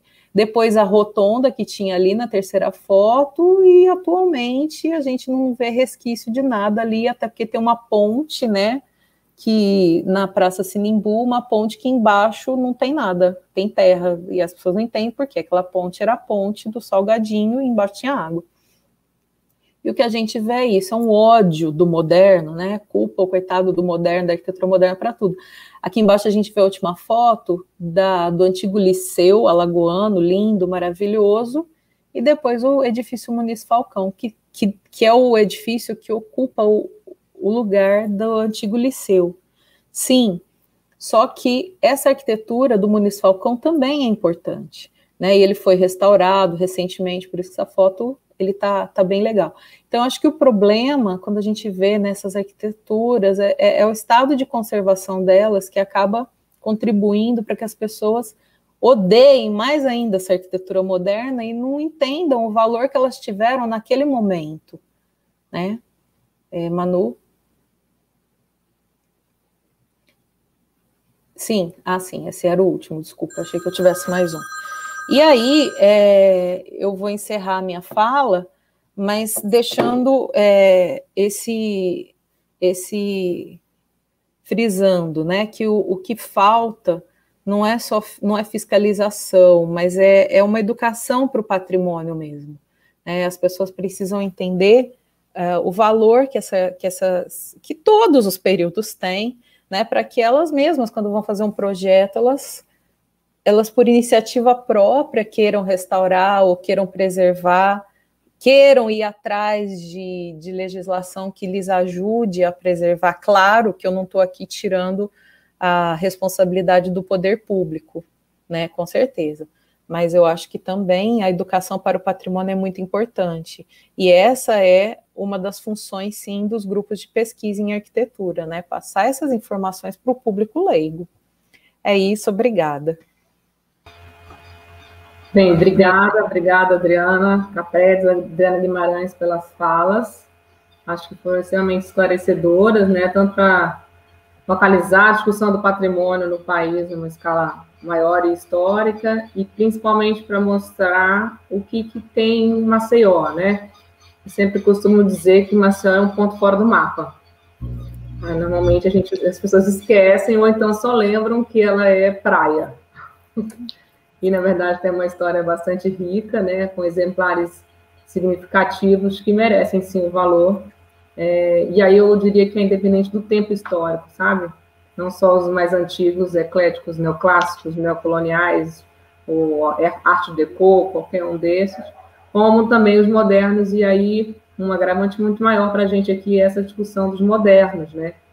Porque aí eu vou começar, assim, a discussão. A gente tem algumas perguntas no chat que eu vou transmiti-las, mas eu queria colocar uma pergunta para vocês,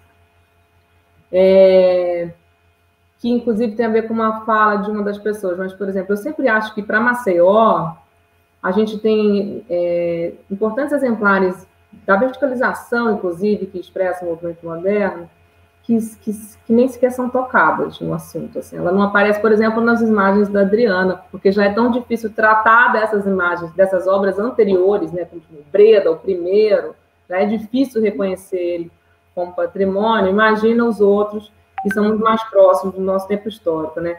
Então, essa questão da temporalidade, né, o que define o patrimônio enquanto temporalidade mais próxima ou mais antiga, é uma questão crucial para se discutir, tá? Então, depois eu gostaria que vocês colocassem a opinião sobre isso.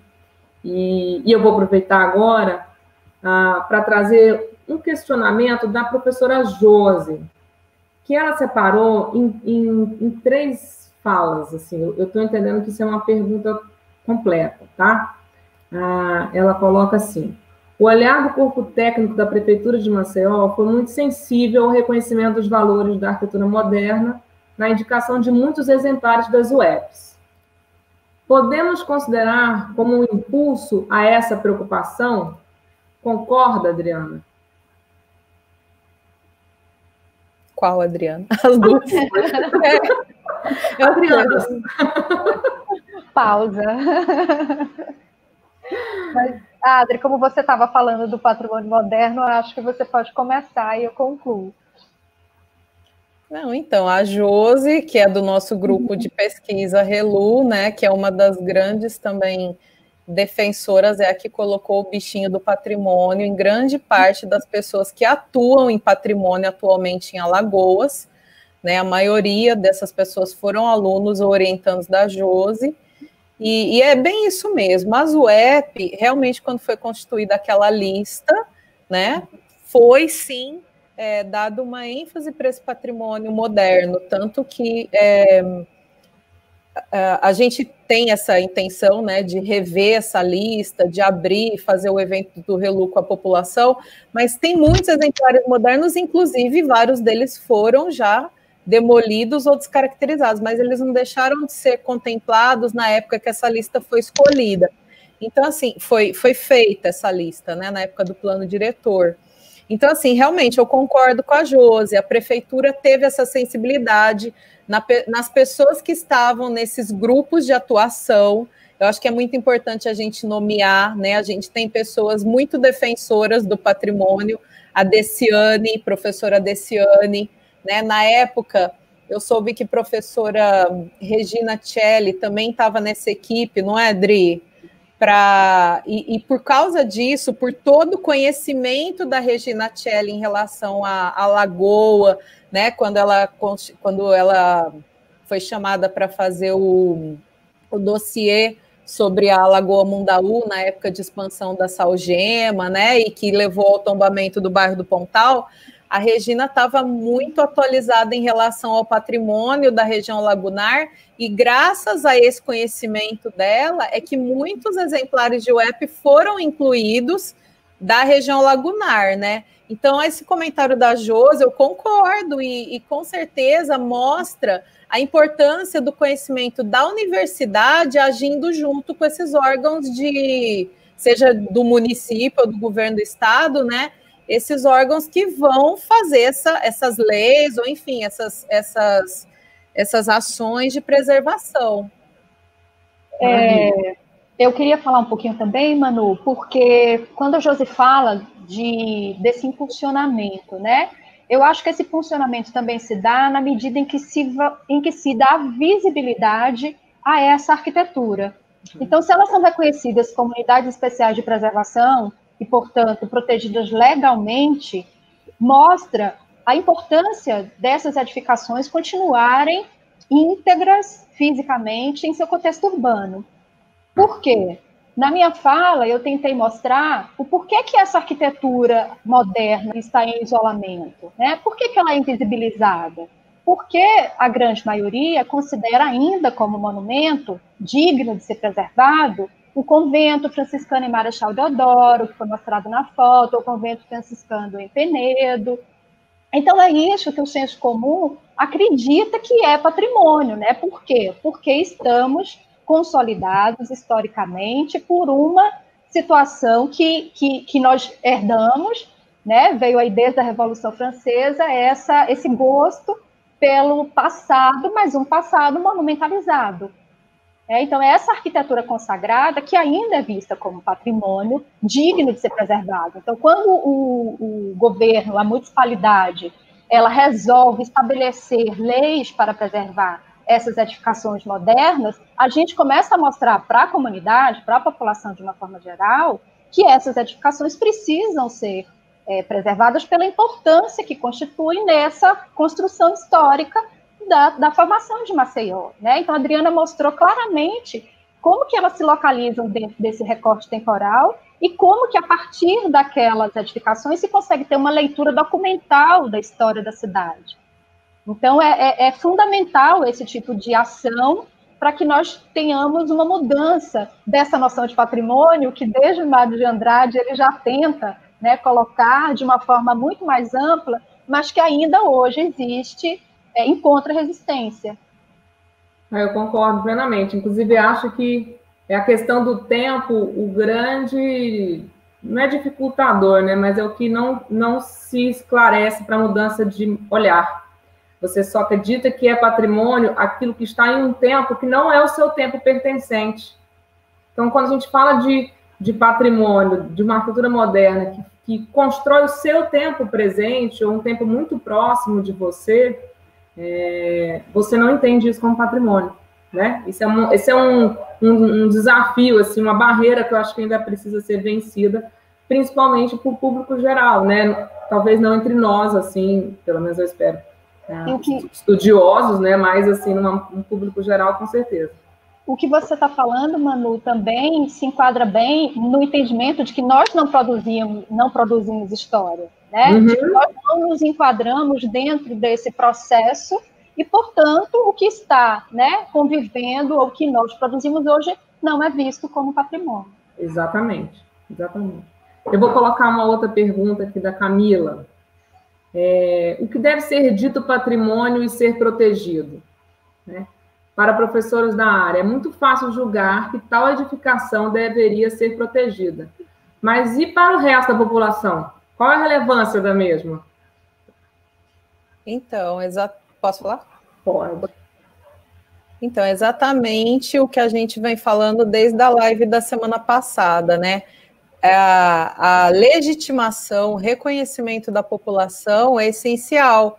Quando eu dei aquele exemplo da casa na Fernandes Lima, da Lígia Fernandes, e a gente, enquanto arquiteta defensora do patrimônio, se questiona se tem sentido preservar aquela casa, é justamente não só pelo fato dela estar toda alterada e não fazer sentido fazer um botox na casa, né, como eu fiz a analogia com o corpo, mas também ver com a população, e é isso que a gente quer fazer no nosso próximo encontro do Relu que a gente está montando, ouvir da população se elas se reconhecem como parte daquele patrimônio. Sem dúvida, essa escolha não deve ser feita nem por professores, nem por pessoas que estão em poder de decisão. Tem que ouvir a população. Até porque é muito difícil que o patrimônio represente todos os grupos, né? Então ele mas tem que ouvir quais são os grupos que se sentem parte daquilo, né? Para que aquele patrimônio faz parte daquela história. Tem a ver com a noção de pertencimento, né? Desses sujeitos atores, e que, portanto, vão identificar ou não aqueles elementos como referenciais à sua própria história. Tudo bem. Mais uma pergunta do Paulo. Há sempre uma discussão sobre a arquitetura moderna, que são prédios que não envelhecem bem. Como vocês estão vendo os projetos de restauração e conservação do moderno? Paulo Marques. Esse é um problema atual, é uma questão que assim, não tem uma resposta definida para isso. Existe o Docomomo, que é o Documentação e Conservação do Movimento Moderno. Ele começou como uma ONG, ele tem Docomomo divisões, né? No Brasil tem vários Docomomo, né? Tem o Nordeste, tem o Brasília, tem o Minas Gerais, tem o Sul-Sudeste, São Paulo, né? E cada vez ele quanto mais vão aparecendo estudos sobre o patrimônio moderno, mais ele vai se subdividindo justamente para poder dar conta dessa grande dessa grande gama de estudos. Inclusive, amanhã, o professor Fernando Atic, ele tem estudos muito importantes para São Paulo, para o Brasil todo, mas a área de estudo dele é São Paulo, e na quarta, a professora Guilá Naslaves, que vai focar no moderno nordestino, que é, assim, extraordinário e é muito atual, né? Então, assim, quando a gente diz que não envelhece bem, porque o próprio moderno, a própria arquitetura moderna é contraditória. Na época que foi criada, tem até o livro Complexidade e Contradição na Arquitetura Moderna, né? Ela é contraditória porque ela é uma arquitetura que visava ser eterna, até esse é o nome amanhã, né, da live do Fernando. Quando o moderno precisa ser eterno, né? Porque ele tinha era até uma arrogância do moderno, né? Que seria arquitetura definitiva forever, né? Então ele nunca ficaria velho, só que ficou, e como você está ressaltando, eles não envelhecem bem, porque eles pressupunham um sistema construtivo em série, do qual não é mais possível você ter aquele sistema, né, para repor as peças, e aí fica nessa questão, como é que a gente vai repor uma coisa que tinha como preceito que fosse feita em série, sendo que a gente, para repor, por exemplo, essa janela, vai ter que fazer artesanalmente. Então, cai nessa contradição, que já não é uma contradição que a gente vê nas arquiteturas mais antigas, que eram todas artesanais mesmo, né? Então, realmente, como eu vejo esses projetos, né? Não tem uma resposta, assim, eles estão indo bem ou não estão, né? Eu acho que o moderno, ele está sendo, felizmente, revalorizado, né, nas 2 últimas décadas pelos arquitetos brasileiros, né? E isso já é um passo para a preservação. Isso tem que ser logo antes que desapareça o pouco que sobrou, né? Mas eu queria acrescentar, Adri, na sua fala, que eu também acredito que, como essa arquitetura moderna ela é pouco valorizada, existe também uma dificuldade em sua manutenção. E se a gente não tem manutenção, a gente tem um envelhecimento precoce, inclusive, desses materiais difíceis de serem repostos, né, por conta da sua confecção. Mas também acredito que essa relação entre a pouca visibilidade, a importância daquele bem e de sua preservação faz com que eles sejam relegados e a ação do tempo sobre a matéria é infalível. Então, eu acho que está tudo associado também. O Paulo traz uma outra pergunta também, eu vou ligar, né, porque tem a ver com a intervenção. Ele está perguntando a intervenção dos próprios arquitetos, né, em suas obras modernas, né? Vocês acham que eles podem, né, ter toda a autonomia? Será que a pergunta dele é no sentido... O que vocês acham da intervenção dos próprios arquitetos em suas obras? Da própria obra. Que são, tipo um Paulo Mendes da Rocha intervindo na obra dele mesmo. Para falar num exemplo que talvez... Eu acho que isso pronto, Paulo Mendes como um herdeiro moderno. Né? Eu acho que ele é uma pessoa que tem a autoridade para fazer isso. Isso é o meu ponto de vista, porque... Mas ele pode fazer o que ele quiser? Nesse sentido, eles podem ter toda a autonomia? Acho que vai depender da obra, vai depender do arquiteto, né? E no caso do Paulo Mendes, eu vejo que, assim, ele é um ícone e enfim, isso mostra que a arquitetura não é congelada no tempo também, né? Não só a intervenção dele na obra dele, mas quando a gente vê a intervenção dele em obras mais antigas, né? Eu acho que é mais fácil da gente visualizar assim. São intervenções muito conscientes e que deixam a escolha projetual muito evidente, sabe? Eu acho que isso mostra que justamente não faz sentido a gente querer congelar uma coisa no tempo. Eu acho que essa autonomia depende do entendimento que ele tem daquela edificação enquanto patrimônio cujos elementos característicos devem ser preservados. Dentro desse entendimento, qualquer arquiteto poderia intervir em qualquer outra obra, não só na sua própria, mas também em colegas cujo bem é reconhecido. Mas eu acredito que mesmo intervindo sobre a sua própria obra, é necessário que se tenha esse entendimento de que é um bem e que precisa ser preservado em suas características essenciais. Isso não quer dizer congelamento, tá? Só para distinguir. O Leônio Matos põe uma pergunta junto da outra, tá? Ele está perguntando se Maceió tem Conselho do Patrimônio com representação da sociedade civil, e se existem movimentos da sociedade civil organizada pela defesa do patrimônio em Maceió. Ele é professor da SEDEF, por isso a pergunta. Tem conselho. Inclusive, e tem sociedade civil organizada também. Isso, inclusive é sempre chamado os professores a participarem, é muito importante. A gente tem representações do RELU, né? A Rafa é do Conselho de Patrimônio, né? A Rafaela Carvalho, que atualmente é professora em uma faculdade de arquitetura em Maceió. Então tem, Leônio. Nós vimos, inclusive, essa sociedade civil organizada dos protestos para a preservação da Casa Rosa, que foi mostrada, e também por conta da recente, digamos assim, avanço imobiliário do litoral norte, aqui em Maceió. Um comentário só, porque a gente fez uma pergunta da Camila, né? E ela volta a escrever exatamente dizendo que, acredito que o pertencimento é a palavra-chave, né? Para a gente conseguir alcançar esse entendimento do que e porquê e qual o valor do imóvel que tem que ser preservado. O Henrique Gomes traz uma pergunta. Como se elege um prédio ou um conjunto digno de ser preservado? Como ouvir a população?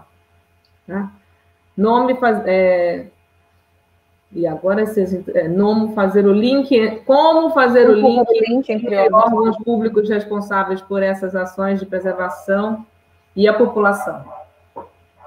Henrique, eu acredito que uma maneira de se fazer é escutar a população e através dos inventários participativos, uma metodologia, eu conheço a metodologia do IFAM, e é, assim, uma maneira bastante legível, me parece, eu conheço, tenho estudado, inclusive, esse inventário participativo, onde nós podemos entender quais são as necessidades dessas comunidades, como elas pensam o patrimônio, o que elas gostariam de preservar por se reconhecerem, né, o senso de pertencimento que já se falou aqui tanto.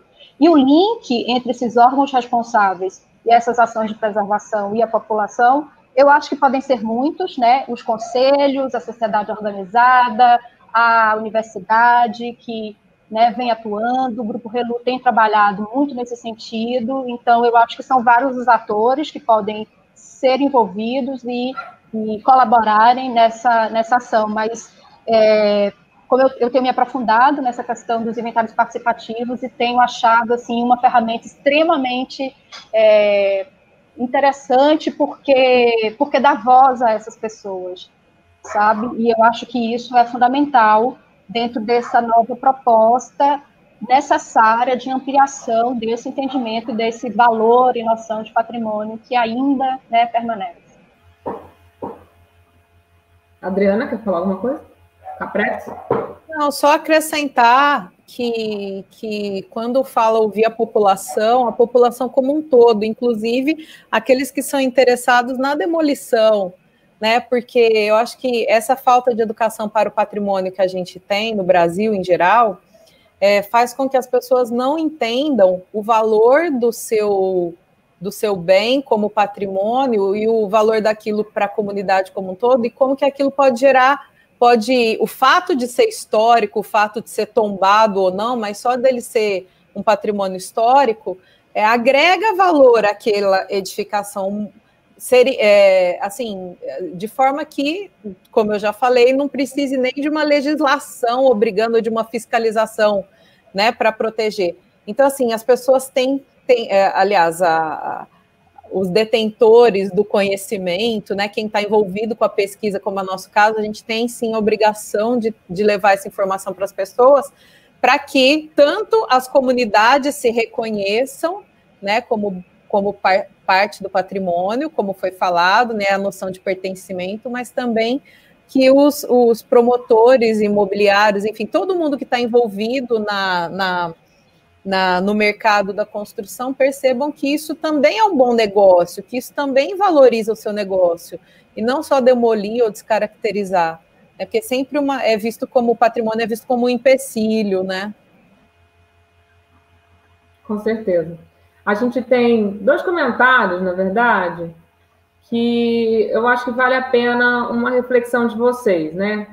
A Camila, novamente, vai chamar a atenção que normalmente a gente associa essas edificações tombadas a museus, né?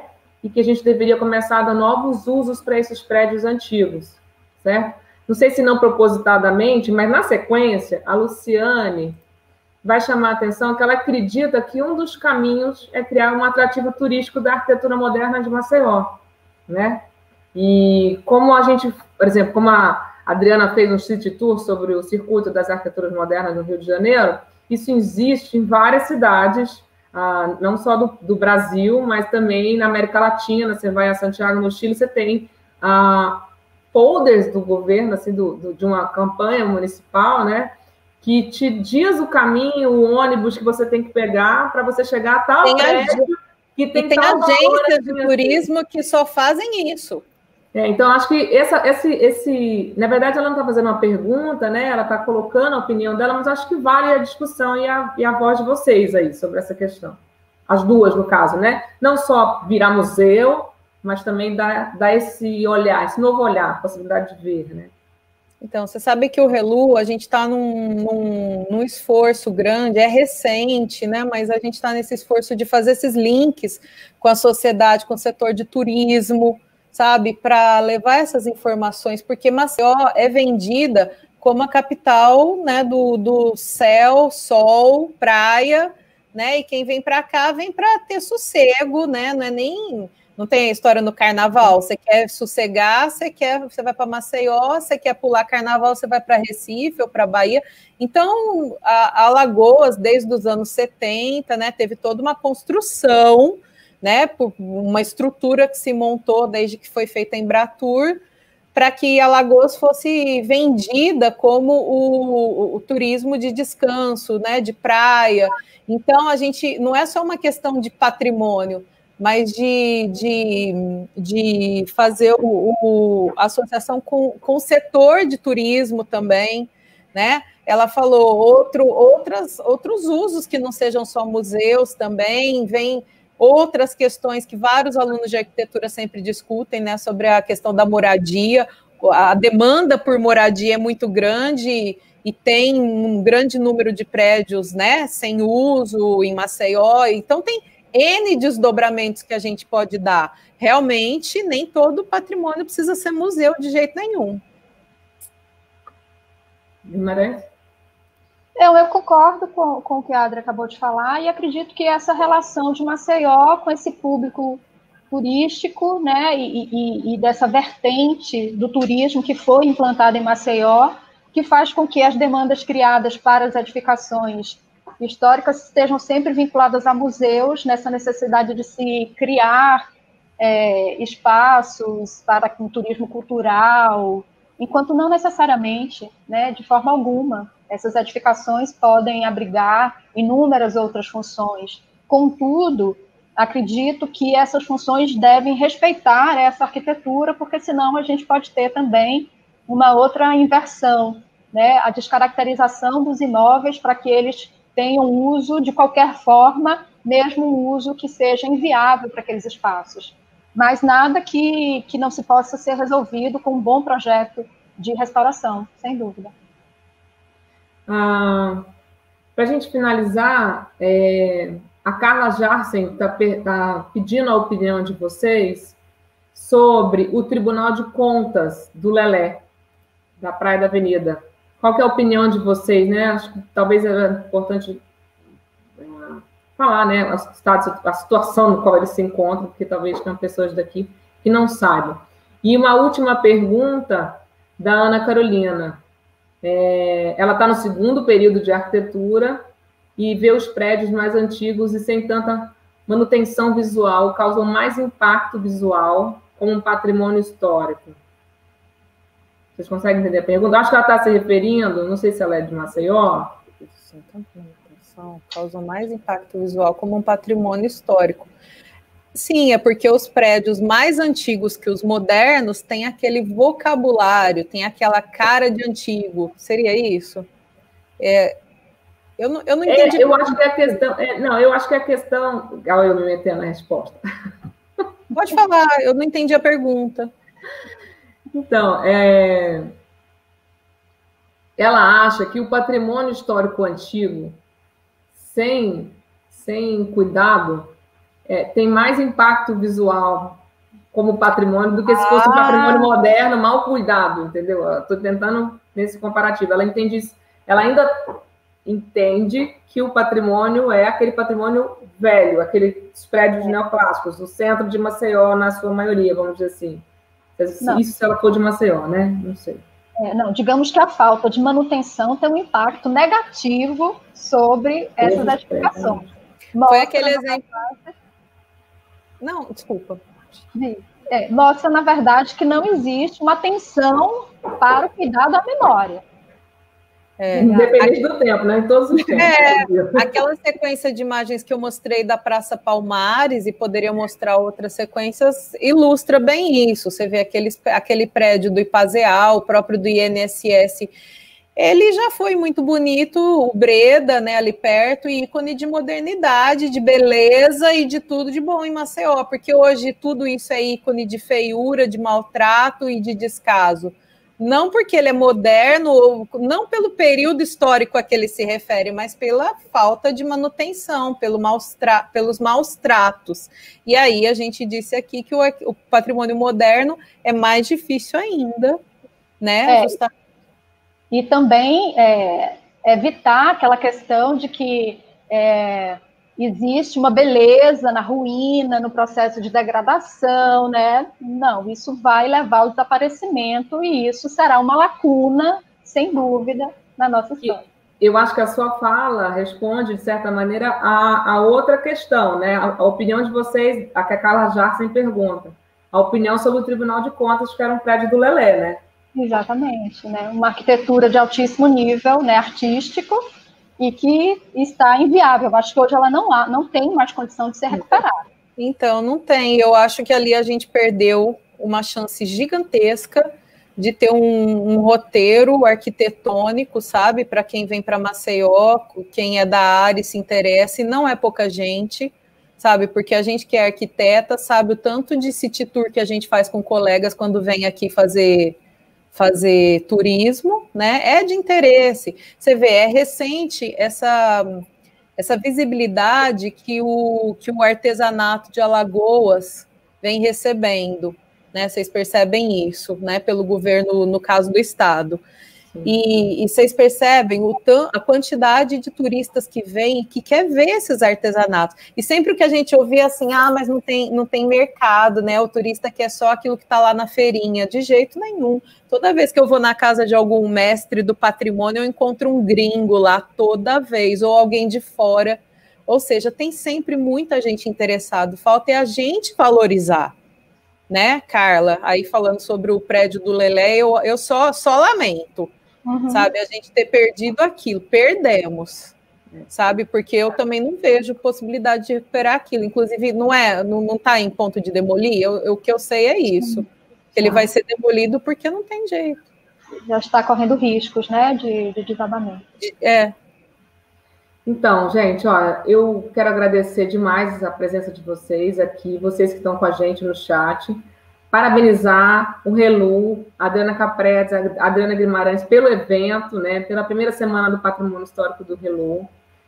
Agradecer por ter me dado a oportunidade de estar aqui nessa abertura, apresentando vocês e também apresentando a semana, né, porque amanhã a gente vai ter o Fernando Atic com a gente, ele é professor da Unifesp, e ele vai discutir sobre a arquitetura moderna no Brasil, né, já que ele é autor de vários livros e várias pesquisas na área. O encontro amanhã também é às 17 horas, tá? Aqui no canal do AURB-UFAL da FAO. E na quarta-feira vai estar a Guilá Naslavski falando sobre essa arquitetura moderna no Nordeste, né? Nos trópicos. que eu acho que precisa de uma voz muito forte ainda, para a gente, inclusive, vou usar as palavras dela, né? Reivindicar uma presença na historiografia nacional com mais relevância, né? Ela mesma já pontuou isso nos seus textos, e acho que é de muita importância para a gente discutir essa semana aqui. Então, agradeço a todos que estão no chat. Eu vou passar a palavra para vocês se despedirem e dar os agradecimentos, mas antes eu queria reforçar que quem não se inscreveu ainda, por favor, se inscreva pelo SIGA, tá? O link está disponível no chat, que quando finalizar o vídeo, ele vai ficar ao vivo para todo mundo, nessas conversas que a gente teve no YouTube. Se vocês não conseguirem acessar, tanto no Instagram do Relu, quanto no Instagram do curso, né, a URB-UFAL, a gente tem os Linktree, e lá no Linktree tem o acesso ao SIGA para vocês fazerem as inscrições. Quem não entendeu direito como é a inscrição pelo SIGA, o perfil do URB-UFAL deixou um stories fixo explicando como procede para fazer as inscrições. Então, vocês assistem o story e a gente explica o passo a passo para chegar à finalização da inscrição, tá? Todo o acompanhamento de presença, como que isso vai acontecer, o certificado, a coordenação do evento, que é da professora Adriana Capretes, ela vai entrar em contato com vocês por e-mail para que isso se oficialize. Então, não fiquem preocupados em ter uma lista de presença hoje. O mecanismo vai ser um outro mecanismo, tá? Quem assistiu hoje e ainda não fez as inscrições, por favor, faça. Se o SIGA estiver devagar, pensando muito e não entrando na hora, exatamente na hora que vocês querem, não desistam, tá? A inscrição vai estar aberta até o dia 19, tá? Até o dia do último evento, e vocês vão conseguir acessar. Eu acho que esse é o único empecilho, porque eu acho que como a demanda é muito grande, por vezes a gente tenta entrar e o SIGA demora a acessar. Mas ele funciona super bem e vocês vão conseguir sim fazer a inscrição, tá bom? Então, eu passo a palavra para vocês. Obrigada. Obrigada. Obrigada, Manu. Boa noite a todos que estiveram aqui. Eu queria agradecer a participação do público, das perguntas que são feitas no chat. Eu acho que são super importantes, inclusive, para que nós possamos direcionar melhor nossa exposição, entender melhor quais são as dúvidas e nos empenharmos mais na solução desses questionamentos. Obrigada a Adri Capretes, a Josi, que também compõe o Relu. Nós sozinhas, com certeza, não conseguiríamos levar essa Semana de Patrimônio, mas juntas, né, temos tido, né, uma ajuda extra aí de todos, os meninos do Relu, os nossos alunos, que devem estar por aí também, com quem nós sempre podemos contar. Queria agradecer aqui publicamente a todos vocês. Obrigada, Manu, também pelo espaço, pela gentil mediação que você sempre faz. Eu também queria agradecer a todos que assistiram e participaram com perguntas. Josi, que não está aqui visivelmente com a gente, mas está sempre contribuindo. Agradecer demais a Manu por fazer todo o esquema de transformar essas aulas, esses bate-papos em uma coisa com participação de todos. Manu sempre muito, muito, muito empenhada, muito gentil com a gente, muito paciente comigo, principalmente. Paciência é importante. E também já dá uma dica, gente, que para assistir o de amanhã, está imperdível com o Fernando, de quarta-feira com a Aguilar nas Lives, que sabe, o assunto deles é muito atual, eles estão sempre também com essa preocupação em ver como é que o moderno vai resistir, né, a esse mercado avassalador que a gente está. E queria dar a dica para quem tem criança na família ou conhecido, para seguir o Tati Pirum Relu, Tati Pirum com N.Relu, que é o nosso subgrupo do Relu que está fazendo educação patrimonial para crianças, e entre hoje não dá mais tempo, mas amanhã no máximo, a gente está lançando um material muito legal de folclore alagoano, muito além do Saci Pererê, tá? Ah, que legal. Só lembrando que esse é o perfil do Instagram, né? Tatipirum.relu. Isso. Muito bem. Obrigada, boa noite a todos que estiveram com a gente até agora. E a gente espera todos vocês amanhã na mesa com Fernanda Tique, às 17 horas. Tá bom? Beijo.